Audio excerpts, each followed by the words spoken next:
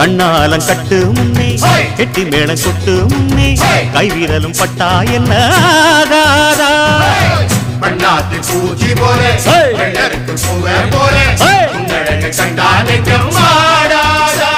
அடி மஞ்ச கிழங்கு சிறு இன்ப கிழங்கு அடி பார்க்காம போனவளே குருவம்மா